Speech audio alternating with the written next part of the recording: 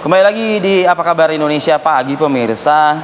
Ini Anies Puji Lestari ditetapkan sebagai tersangka atas kematian suaminya.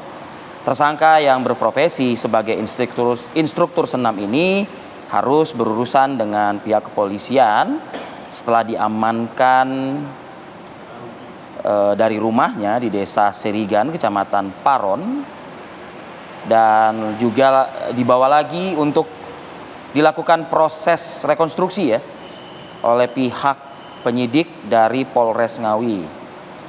Pelaku ini harus mempertanggungjawabkan perbuatannya atas dugaan kasus penganiayaan yang menyebabkan suaminya tewas.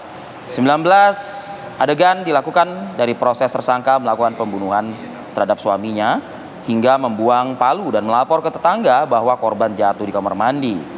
Polisi pun sempat membongkar makam korban untuk melakukan proses otopsi. Peristiwa pembunuhan terjadi pada 18 Februari lalu, dilatar belakangi faktor ekonomi.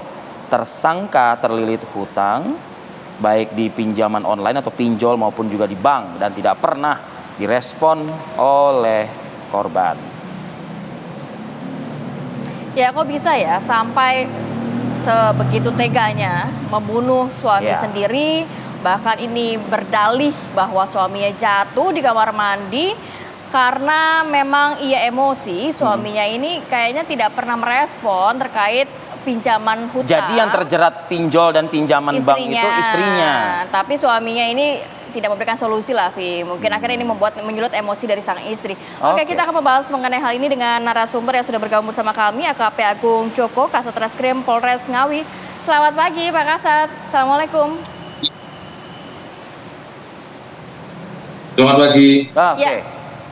Sejauh ini bagaimana kronologi kejadian dan apakah memang motifnya karena ekonomi atau ada faktor lain, Pak Kasat? Silakan. Ya, baik, dapat kami jelaskan bahwa peristiwa kekerasan dalam rumah tangga yang terjadi di Ngawi ini murni karena faktor sakit hati, karena sang korban ketika diajak ngobrol terkait pembahasan utang piutang, korban malah diam dan tidak mengurusi. Iya, apakah hal tersebut sudah direncanakan oleh pelaku dan apakah tergambarkan juga pada saat proses rekonstruksi yang dilakukan oleh jajaran penyidik Polres Ngawi?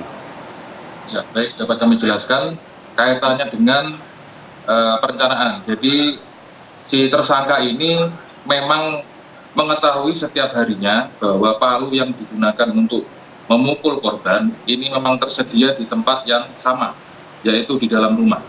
Dan palu itu digunakan untuk memeratakan tanah. Jadi untuk unsur merencanakan ini masih tipis. Ya, Pak Kasat, memang pekerjaan dari pelaku dan juga korban ini apa, Pak? Untuk pelaku sendiri setiap harinya yaitu sebagai instruktur senam. Kemudian untuk korban sendiri adalah seorang petani. Dan memang mereka hanya berdua saja di rumah itu atau ada orang lain? Dalam rumah ada satu orang anak yang berumur 14 tahun.